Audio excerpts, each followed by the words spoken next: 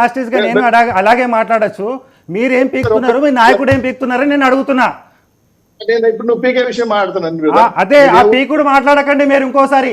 మీరు మనం పబ్లిక్ లో ఉన్నాం. మనం ఇది డిస్కషన్. ఈ పీకడం గీకడం మాట్లాడితే సేమ్ యాస్టివ్ గా మాది కూడా అదే విధంగా ఆన్సర్ వస్తుంది. ఇప్పుడు మీరు మాట్లాడింది చెప్పేది వినండి. మీరు పెద్దలు మీరు మాట్లాడింది మీ నాయకుడికి పడుతుంది, మీ నాయకుడికి వెళ్ళిపోతుంది. నేను చెప్పే ప్రతి వర్డ్ మీ నాయకుడికి తగ్గుతుంది. మీరు పీకుడు ఈకుడు మాట్లాడితే నేను కూడా అదే విధంగా పీకుడు ఈకుడు మాట్లాడాల్సి వస్తుంది.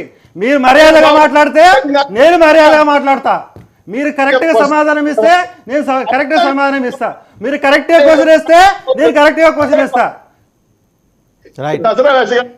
అడిగిన సమాధానం చెప్పండి. ఫస్ట్ మీరు ఏ ఊరు, మీరు ఎక్కడి నుంచి వచ్చారు, మీ పుట్టుమూరుదాలు చెప్తే మేము ఆధారపడతాం. ఎందుకంటే అడిగిన సమాధానం చెప్పండి. సవాల్ ఇస్తున్నాం. ఈ బుడబొక్కలు అసలు కాదు. నీ 5 ఎకరాలు ఆలిపోయింది. నేను బయలుదేరి తక్కువ టమారా గజకరణ గోకర్ణ బోడీ ఎత్తేవాడు చాలా మంచి చేసామే. మీరు ఏ ఊరు నుంచి వచ్చారు, ఏ గౌరవమైన పార్టీ పెట్టారు, ఎక్కడి నుంచి ఏ కార్యక్రమం చేస్తారు చెప్పండి. నేను అడుగుతున్నా. నీకు అర్థం కాలా? సభలు డిస్ట్రిబ్యూషన్ బలవంతం చేస్తున్నావు. నవ్వుతారు మాకు క్యాబినె పీస్ లాగా. అర్థం చేసుకోవాలి. ఇంకేంటంటే రాష్ట్రంలో రాజకీయాల గురించి మీకు ఏం తెలుసు, ఆ రాజకీయాలు మీరు ఏం చేయబోతున్నారు.